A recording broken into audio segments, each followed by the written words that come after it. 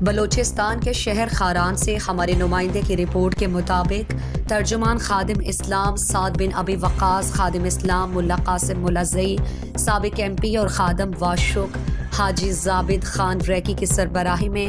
کلاگانی قبیلے کے دو تحائف کے درمیان کلاگانی ہاؤس میں تصفیہ ہوا۔ تصفیہ میں مفتی عباد الرحمن کمبرانی، مفتی زبیر فقیر زہی، مفتی حبیب اللہ محمد حسنی، مولوی حق نواز ملازئی، مولوی یار محمد حسنی، مولوی شفیع اجباڑی اور میر حیات خان جمال دینی، حاجی آغا ریکی، حاجی عبدالرشید سحر، حاجی شکر اللہ سرگل زہی، حاجی خرم جمال دینی، مولوی حبیب الرحمن کلاگانی، سردار نصر اللہ کلاگانی، میر واجد کلاگانی، حاجی ثناء اللہ کلاگانی، مول جان کلاگانی، چیئرمین امجد خان ملازئی، میر شاولی ملازئی، نوشاد جمیل ملازئی، تاج میر ملازئی، خیر جان نوتزئی، پرویز نوتزئی، شعیب نوتزئی اور دیگر معززین اور سفید ریش شامل تھے۔ واضح رہے ریاض احمد اور آزاد خان حزب الرحمان نواز اقوام کلاگانی کے آپس کی لڑائی میں حزب الرحمان زخمی ہوا تھا۔ خادم اسلام ملا قاسم ملازئی اور حاجی زابد خان ریکی کے سربراہی میں بلوچی میڑ مولوی حبیب الرحمان حزب الرحمان نواز علی کے گھر گئے